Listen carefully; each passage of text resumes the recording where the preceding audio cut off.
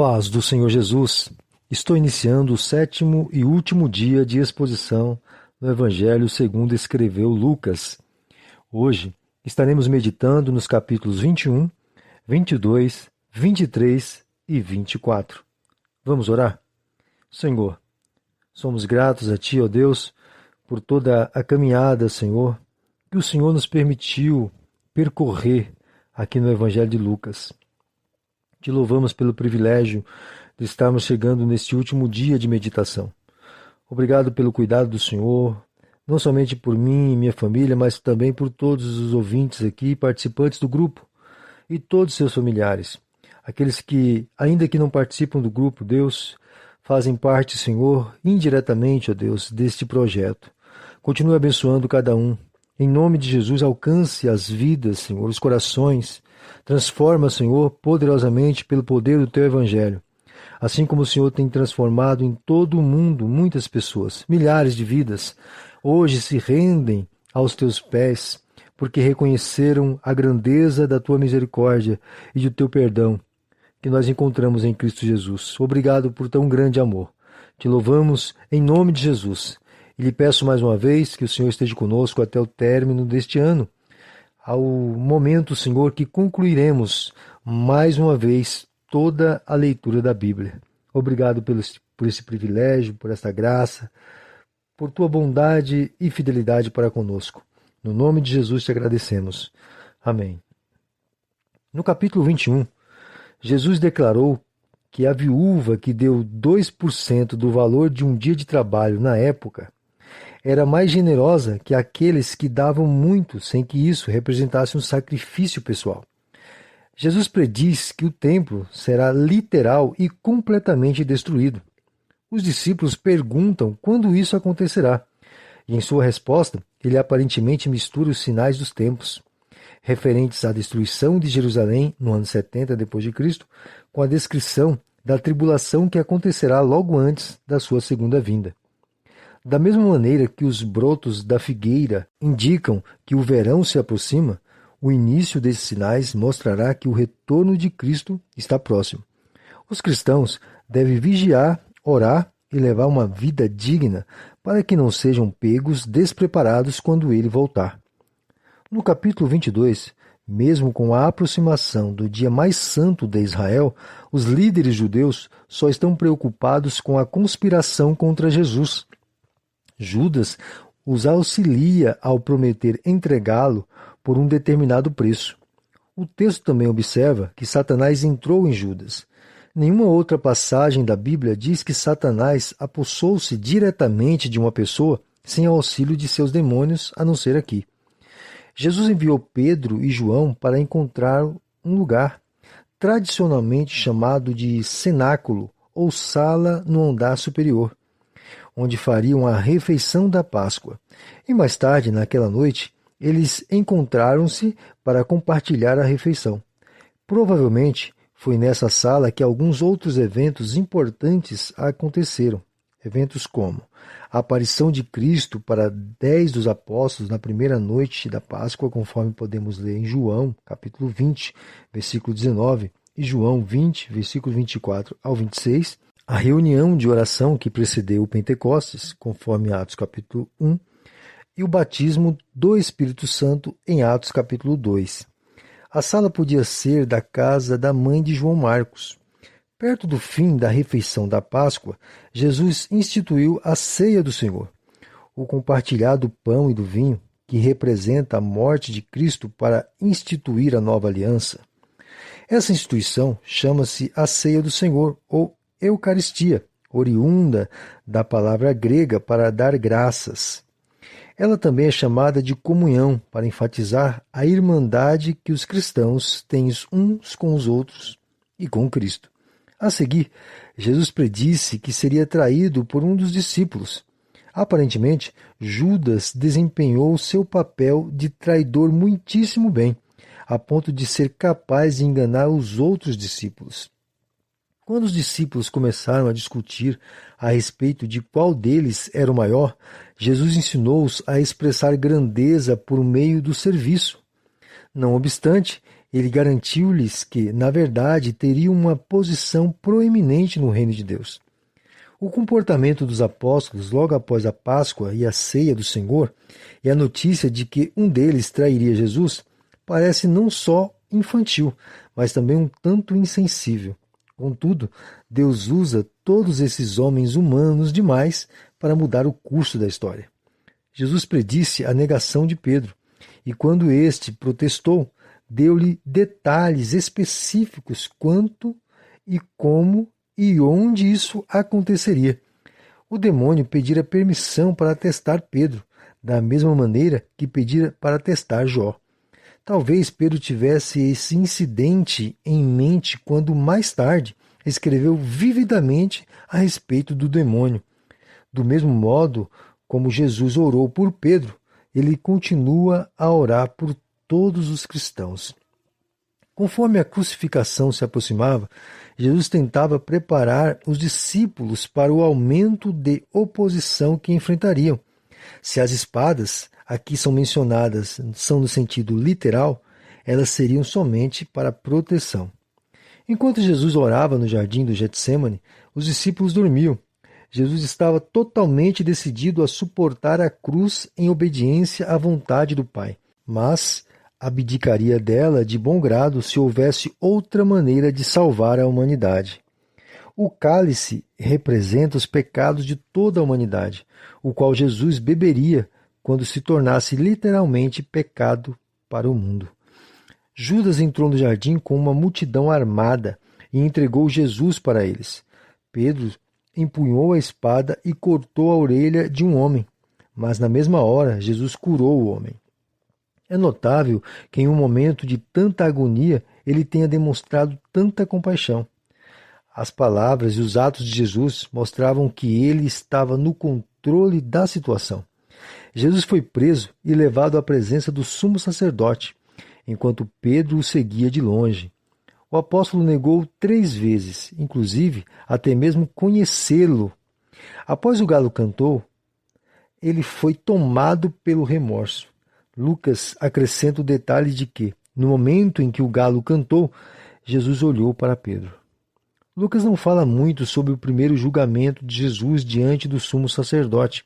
Em vez disso, foca a negação de Pedro. Jesus foi levado diante de todo o sinédrio, o corpo governante composto pelos anciãos judeus, ao qual repreendeu por sua descrença, enquanto afirmava sua própria identidade, tanto como filho do homem, quanto como filho de Deus. Os governantes, considerando isso blasfêmia, prontamente o enviaram para ser crucificado. No capítulo 23, uma vez que só Roma podia condenar alguém à morte, os líderes judeus levaram Jesus para Pilatos e, fundamentados em 2 fatos falsos, acusaram-no de subversão, acusando que ele se opunha ao pagamento de impostos, uma clara mentira, e que ele se proclamara rei. Pilatos aparentemente enxergou além das acusações e recusou-se a condená-lo.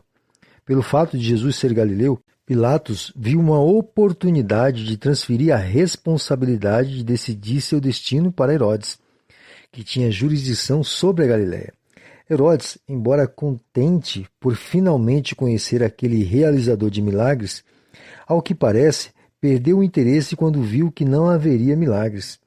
Ele permitiu que os soldados maltratassem e zombassem de Jesus e o mandou de volta para Pilatos. Herodes e Pilatos até ali eram inimigos, provavelmente porque competiam para governar o mesmo território. Mas um mútuo desagrado em relação a Jesus acabou por uni-los. Pilatos declarou a inocência de Jesus e, seguindo o costume do sábado, propôs soltá-lo. Mas a multidão, conduzida pelos chefes dos sacerdotes e pelos dirigentes, gritou para que ele fosse crucificado. E Pilatos, após tentar 3 vezes fazê-los mudar de ideia, desistiu e o sentenciou à morte. O relato mostra a fraqueza de Pilatos e a forte influência que os judeus exerciam sobre ele. Enquanto levavam Jesus para o Calvário, muitas pessoas da multidão eram solidárias a ele. Quando elas choraram por ele, Jesus disse-lhes que o pranto estava mal direcionado. A perda não era dele, mas da nação, pois nos dias à frente Israel sofreria muitíssimo. Jesus foi crucificado entre dois criminosos. Enquanto os soldados e as pessoas zombavam dele, ele pedia a Deus que os perdoassem. Eles colocaram uma placa acima da cabeça dele dizendo que ele era o rei dos judeus. Do ponto de vista romano, essa era uma zombaria, tanto com Cristo como com os judeus. Do ponto de vista de Deus, o título era uma grande verdade. Enquanto um dos ladrões se juntou à zombaria contra Jesus, o outro reconheceu por quem era e implorou por perdão. Jesus garantiu-lhe que, quando morresse, ele teria salvação eterna. Esse é realmente um caso em que se alcança arrependimento e fé no leito de morte, sem que o ladrão tivesse alguma chance de ser batizado nem de realizar boas obras para merecer o céu. Quando Jesus morreu, uma combinação de diversos sinais milagrosos provocou diversas reações emocionais nos observadores. José, membro do Sinédrio, que não concordara com a morte de Cristo, conseguiu permissão para lhe dar um enterro digno. O enterro aconteceu rapidamente, por causa da necessidade de tirar o corpo da cruz antes do início do sábado, ao pôr do sol da sexta-feira. Algumas mulheres observaram o lugar do sepulcro e fizeram planos de fazer a unção adequada nele depois do sábado. E no capítulo 24, no domingo, bem cedinho, quando as mulheres chegaram para terminar a unção do corpo de Cristo, elas encontraram o sepulcro vazio. E 2 anjos disseram-lhes que ele ressuscitara da morte. Quando elas deram a notícia para os apóstolos, a reação inicial deles foi de descrença. Pedro, então, correu até o sepulcro e verificou pessoalmente a veracidade do relato delas. O ceticismo inicial dos discípulos e sua repentina transformação em evangelistas corajosos são sólidas provas de que Jesus ressuscitou mesmo da morte. Jesus apareceu para 2 discípulos na estrada para Emaús, cidade próxima de Jerusalém. Os discípulos, impedidos sobrenaturalmente de reconhecê-lo, contaram a Jesus sobre a crucificação e os rumores de ressurreição como se ele fosse um completo estranho. A seguir, Jesus mostrou-lhes como todo o Antigo Testamento predizia esses eventos. Mais tarde, naquela noite, Jesus revelou-lhes sua verdadeira identidade. Os discípulos que viram Jesus em Emaús foram a Jerusalém e contaram aos discípulos que eles e Pedro o tinham visto. Só depois disso, Jesus apareceu entre eles e tentou convencê-los de que não era apenas uma aparição. Seu corpo ressurreto era de carne e osso, ingeria alimento e ainda tinha as marcas da crucificação, mas não estava sujeito às leis materiais, uma vez que ele apareceu para os discípulos surgindo de lugar nenhum. Jesus lembrou os discípulos de seus ensinamentos referentes à sua morte e ressurreição, e depois explicou as profecias do Antigo Testamento referentes a ele. Ele comissionou-os a levar esse evangelho a todas as nações e prometeu um derramamento do Espírito Santo a fim de capacitá-los para tal tarefa. O esclarecimento das Escrituras que Cristo forneceu aos discípulos está disponível hoje para os cristãos por meio da habitação do Espírito Santo. Guiando os discípulos 3 quilômetros para fora de Jerusalém, em direção a Betânia, Jesus proferiu uma bênção para eles e ascendeu ao céu.